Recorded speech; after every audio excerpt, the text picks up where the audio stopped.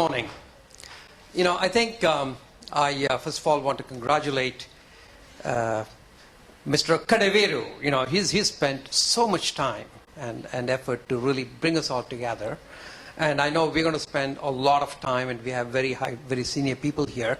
So to me, the day is successful if in addition to understanding some of the good things that are happening, if we can all leave with a common framework in terms of what's a good way to really grease the skids, what's a good way to reduce the friction in terms of good ideas actually having this mega impact. So I think the way we're going to do this is that let me sort of just put a little bit of a framework, and it doesn't have to be the framework that we all accept, because we have a lot of working sessions today to debate if that's the right framework, and then sort of really see what role each one of us can play. And I think we will have a very productive day if all of you can actually shed your expertise and your role. So I think it'll be nice if all the IAS officers view themselves as social entrepreneurs, and the social entrepreneurs view themselves as IAS officers, and the corporations and so on, because I think best ideas and the best innovations happen when people really don't get constrained with their own things, and there's no reason, because what happens a lot of times is that you get into a position where you just want to defend your own position, and that's not a very conducive place to create innovation and create ideas. So I think the day would be successful if we can understand a little bit more about how ideas can scale and have mega impacts, and what is the framework, and what is the different role that each one of us can play. Not that it's not happening, just like we heard, there's a lot of good things happening in India, but how do we make things happen in a more methodical way, and how do we scale them is sort of the real question for the day. So, for innovation to happen, it's an experimentation, because you get a new idea, and the entrepreneur says, well, let me try this out. I think I have a new idea that can really change the world. Now, this happens both in the for-profit world and the non-profit world. And in the for-profit world, the scale of attempts and the ideas that have to float around, just to give you a feel for it, let's say in Silicon Valley, if you have a venture capitalist with about 5 venture capitalists, he probably gets about 4,000 or 5,000 business plans, right? Which means there's 4,000 or 5,000 entrepreneurs who really thought that they have an idea that could build a business. Out of those 5,000, he probably just looks at the executive summary and throws everything away except for maybe 500. So 500 business plans he may read a little bit more carefully, and then he'll choose to invite maybe 50 entrepreneurs to come and meet them in person. And then they sort of really do a lot of due diligence on the 50 of those entrepreneurs and maybe fund 5, right? So you get now an idea of how much experimentation it takes before you have an idea. And then after he funds the 5 ideas, probably 3 of them will go bankrupt, one or 2 will survive, and 1 in 10 make it big, right? So when we're talking about innovation has to be done throughout the country. It has to be something that happens in lots of places. And innovation needs to happen in lots of different places. And some of them will make it. And when they make it, we need to find a way so that we can scale it. But we should make sure that the government or the environment or the ecosystem should not be in the business of picking winners and losers. Because it's very hard. I mean, even the most successful venture capitalist, the person who's got the best hit record, if you ask him to pick a winning idea, he won't always get it right. Some maybe get it a little bit better than others, but you have to let a lot of people play, a lot of ideas happen. So that's number one. Now, in the for-profit world, the idea that wins and the idea that loses has a little bit more natural way of playing out. Because every entrepreneur, whenever they start, they always think they have a winning idea. I've never had an entrepreneur come to me and say, hey, I have a lousy idea, right? They all say, I have a fantastic idea. All you need to do is to just give me some money and I'll be there. It'll be $1 billion idea, right? But it's not true, we know that. So, but in the for-profit world, ultimately, it doesn't matter how crazy or how far-fetched your idea is, within a certain amount of time, you have to get to the point where somebody is willing to pay you. If nobody is willing to pay you for the idea that you have, the product or the service that you have, it just dies, right? It goes bankrupt or it's gone. Now, on the social side, because the beneficiary, the people that you're trying to benefit, does not have the purchasing power, it's not a natural equation that gets placed, right? So we need some other mechanism to really see if the innovation that you have, the idea that you have, the thing that you're trying to deliver, really has the merit that it deserves, right? And so we need to talk a little bit about that. You know, how do we bring that into the equation? Now, as we build the organization, the monitoring of the quality, whether things are going okay or not, happens a little bit more naturally in the free market economy. In the free market economy, if you have a restaurant in Delhi, if your food is not good, if it's not hygienic, the menu is not good, it's not priced right, the restaurant will go bankrupt, right? I mean, it survives only as long as you're serving good food and you're doing all the right things. So in the free market space, there is a sort of a somewhat of a built-in quality control.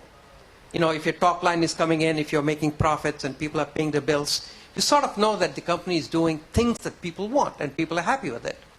And of course, I mean, to strengthen it, there's a lot of other quality processes that you have put in, but there is a little bit of a feedback loop there.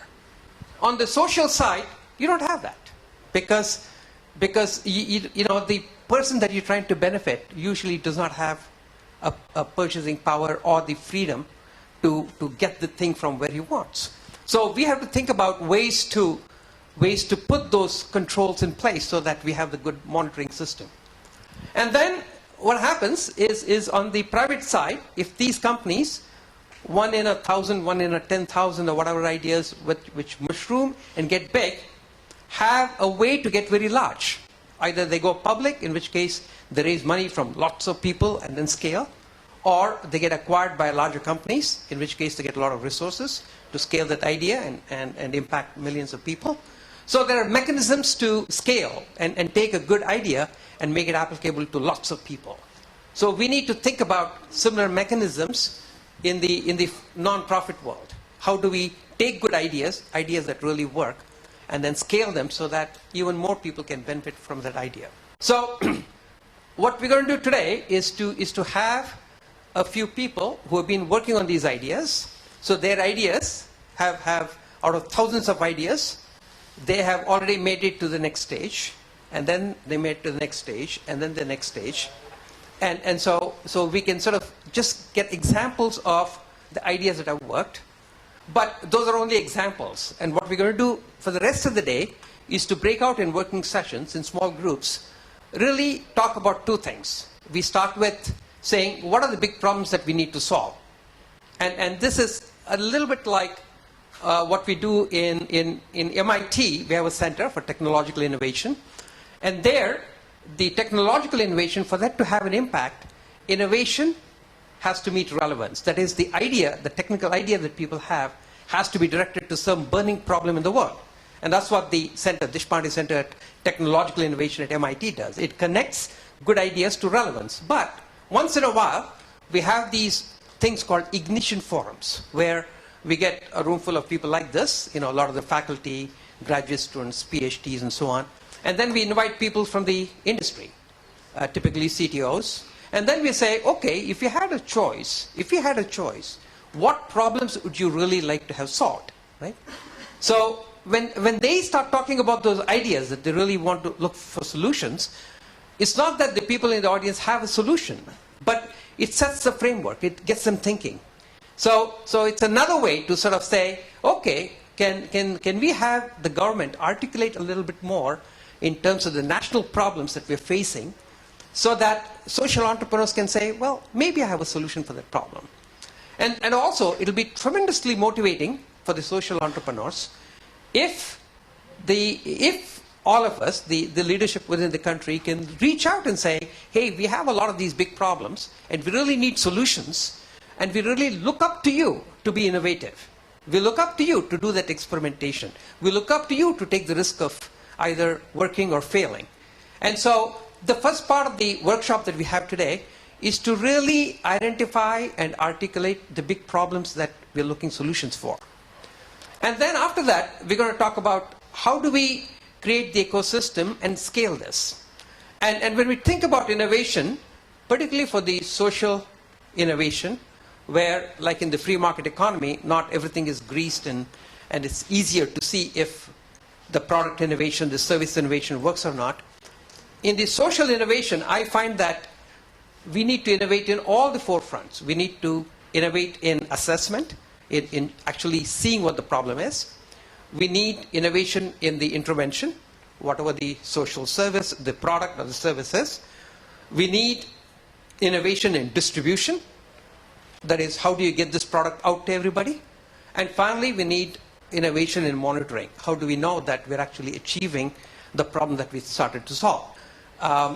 The doctors to actually check all these kids, do the hemoglobin test, the blood test, and everything else. So we have sort of an assessment of all these children.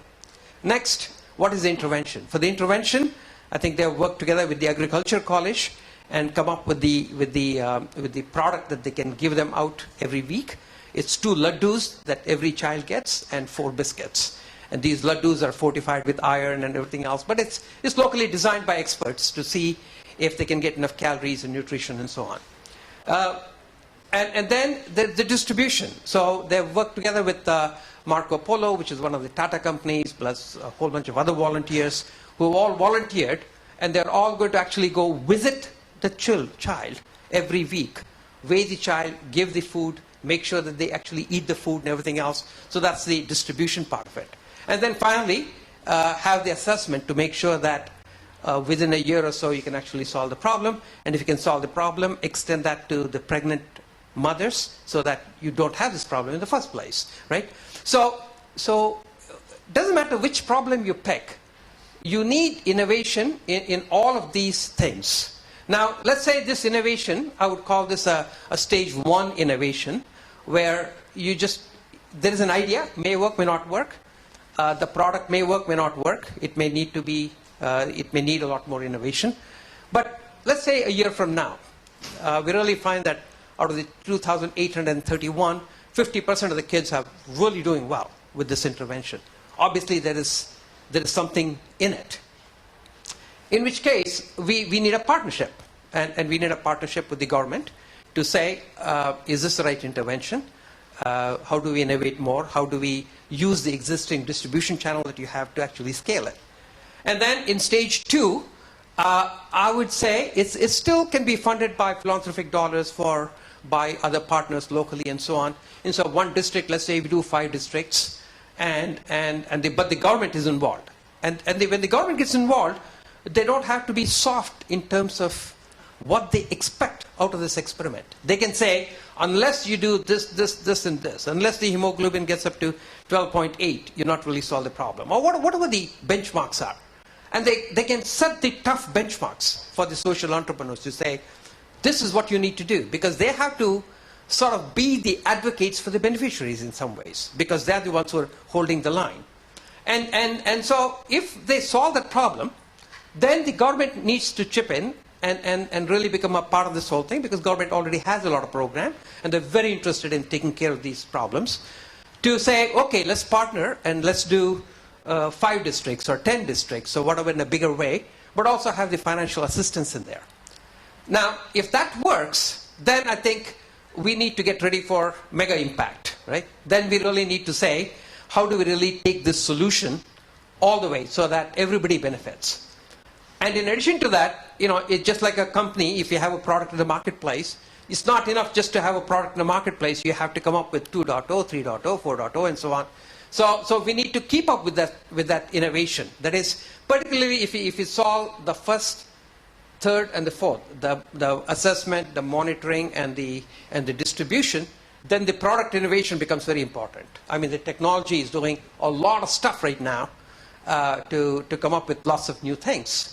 So there's a lot of experts working on all kinds of different nutritions and all kinds of stuff. But then we have a system in which we can plug these innovations at different levels, right? And so today, as we look at the examples, you can see how some of the programs they're looking pretty good.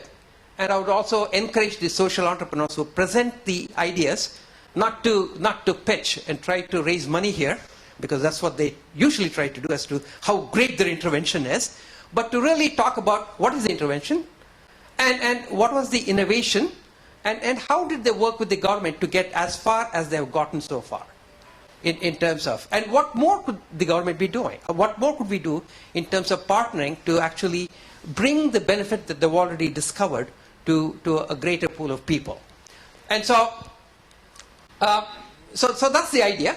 And so I think it's mostly a working session as opposed to people just listening to each other and so on.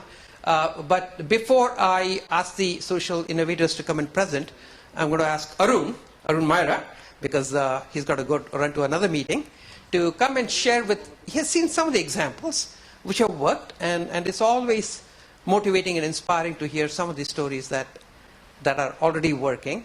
And if we can leave today with a little bit more of a framework where we can do it a little bit more consistently and a little bit more faster and better, because that's what we need to do, that'll be very inspiring. So, Arun?